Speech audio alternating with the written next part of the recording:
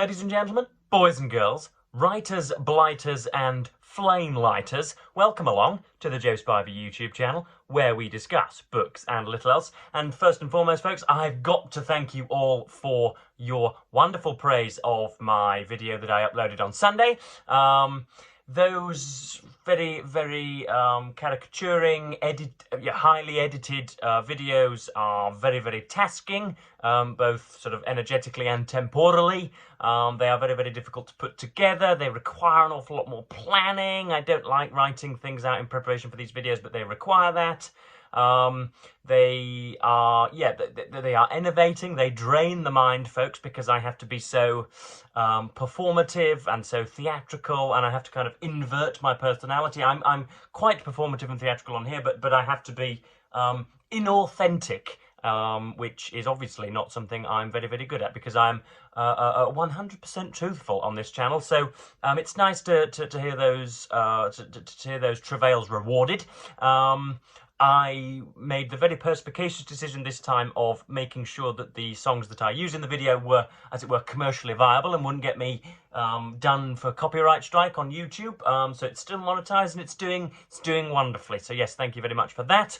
I might just do a candid kind of unironical vlog this week because, ladies and gentlemen, the great, grand, wizened Grand Viceroy Spivey has, or rather last Christmas, as usual, or whether it was my birthday, I can't remember, bought me some tickets to go and watch the cricket, the quintessentially sort of Woodhouseian English sport, and I'm going down once again to Manchester to watch that, so I could do a little bit of an introduction to cricket and then some B-roll commentary of my video journey, and I could even get you a picture of Grand Viceroy Spivey. Wouldn't that be pleasant? So I might do that if there's an appetite for it, but if not, then I won't bother. You once again find me in my dungeon and my oublet. I used to film in front of the television, but I just find it's much more comfortable here on my duck down. What's it called? The mattress. So yeah, I've got a few typically British things here, or I don't know about typically British things, but things that are in my surroundings just before we get started. There is something of a book review and something of a social commentary to follow, folks, so hang tight in there. You know that most people who really want to just discuss books can go 5 or 6 minutes into this video, but anyway, we've got of course my sonorous and dutiful amanuensis here, Winnie the Pooh. He is 1 year younger than me. He was bought for me when I was but 1 day old. He seems to have gotten ahead of the game with, as it were, the crop top or the boob tube. You can go to any coastal town, or indeed I'm sure any any kind of Floridian water park, and find girls with and indeed boys showing their navels and much of their midriffs, but this was not done in 2002, and yet Winnie the Pooh seems to have done that. So he's a constant by my side. We have my bottle of cologne. This is Dior Sauvage Elixir, as advertised by Johnny Depp. That is used for when I want to go and paint the town, the proverbial colour. We also have an English banknote here, folks. I realise that I've never shown you any English money. So yeah, we've got obviously a £20 note here. This used to buy you, or at least used to sort of, guarantee you the loan of a car. Used to take you from Hull to Aberdeen on a train. It used to pay your mortgage for a month, I believe, ages and ages ago. But now it cannot get you a plate of greasy chips. Such is the inflation and the economic difficulties of Great Britain at the moment. But we have the late Queen on the front there, and then we have Mr. Turner on the back there. I'm sure that very many of you artistically inclined individuals are just reeling off and pullulating with some of his most famous portraits, but pictorial art has never been my thing, so I've no idea what the hell this bloke painted. But yeah, that's a £20 note. What else do we have? I think that's about it, folks. I've got my motorised pencil sharpener here, so I'll give you a little bit of an action shot. So yeah, you might think that this was a kind of medical device to tell me about the globularity of my sphincter, but indeed it just sharpens pencils. Look, there we go. Makes a fine little noise. Isn't that wonderful? But yes, you will have noticed already that I didn't sleep terribly well last night, and my greatest quality, which is spontaneous erudition using some very, very bizarre words, those faculties have deserted me, quite heinously deserted me this morning. That is because I didn't get an awful lot of sleep last night. One of those very, very strange evenings whereby those episodic sleeps whereby you get off at about 11 and then at 2:30 you're awake, and then you think it's morning and it's actually 3:15, and then you think it's morning and it's 4:30, and then you think it's morning and it's 5:25, and then finally it is morning at 7:30.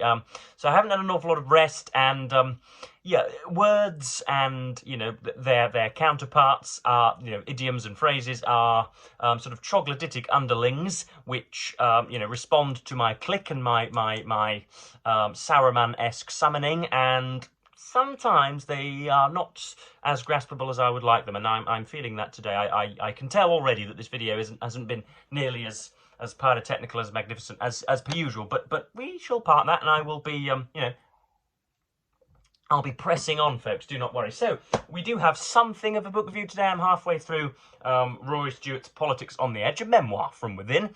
This was purchased for the absolute steal of £2 from a local charity shop, which, given that this is still being printed new in paperback, shows that the kind of the half-life of modern books is getting smaller and smaller, or shorter and shorter. But yeah, Rory Stewart, where to begin? He is 50% of the very successful podcast The Rest is Politics, which I would urge you all to read if you would like an honest and entertaining perspective on British politics, but they also touch on international issues also. And yeah, Stewart was a Conservative Member of Parliament, which places him as you know, some kind of whip handle holding, heinous, ridiculous psychopath in some people's books just by being a Conservative MP. But he was something of a soldier, an international diplomat. He's an old Etonian. He really was born into the purple of privilege, I do believe. You will not convince me that were he born in Hartlepool, or were he born in Coventry or Dundee or Gosport or, you know, Totnes, that he would be where he is today. But that comments on upward social mobility are for later in this video. But yeah, a memoir from within. Obviously, you know, politics on the edge. This has connotations of somebody who has been ideologically on the edge, somebody not listened to, somebody who's, you know, whose theories and promulgations and persuasions were not listened to by the majority, and were, you know, a kind of self-victimized, sidelined individual. Politics on the edge, and it also, you know, also something that is on the edge is precarious, and so you've got dual connotations there. If we were in an English literature class, that's what we'd be highlighting. But yeah, not an awful lot to highlight so far. Usually, I think I've read probably the 5 or 6 most significant non-fiction releases from political luminaries, senior players, you know, those who've handed the scalpels to those in power, and indeed those who have been fidgeting with their scalpels. So Keir Starmer, Liz Truss, and all sorts on the Tory party's sudden demise in the mid of 2024, and usually, whether it's a biography or it's a memoir from within, they're characterised by I always try not to be offensive here, but a sort of a kind of autistic pragmatism, if you know what I mean. A kind of they are not trying to be florid or stylish. They're not trying to make you smile and laugh. They're trying to tell you just how brilliant they are.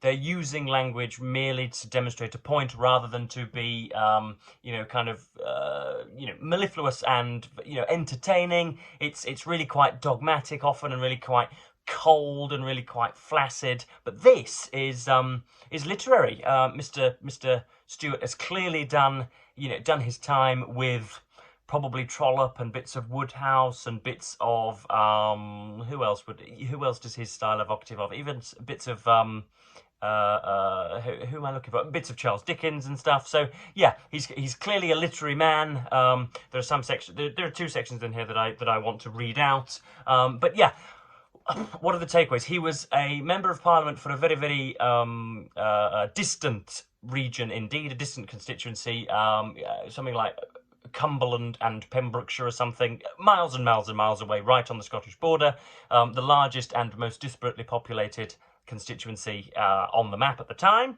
So that comes with its own problems. You've got to go 300 miles from there to the bowels of Westminster every week, if you want to run your constituency surgeries. This is an amazing thing for American political observers to discover, that the people in power who are shuffling into the pews of the Commons and are berating those across the corridor on a weekly basis do in fact have to shuffle off back to, a council estate or some kind of green leafy pasture to talk to Bill and Bob about their outside passageway and about the kind of spewing sewage all over the town centre, and about just the most insignificant and trivial matters, when in fact they should be, when in fact they could well be Chancellor of the Exchequer. You couldn't imagine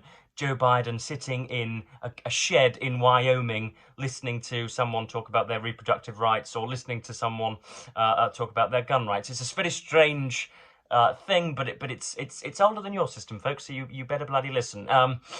Rory Stewart then starts to talk about the huge what do I want to say? See what I mean? The words are just not coming to me today, folks. I am ploughing on, even though I feel myself to be most embarrassingly stupid. He highlights the differences.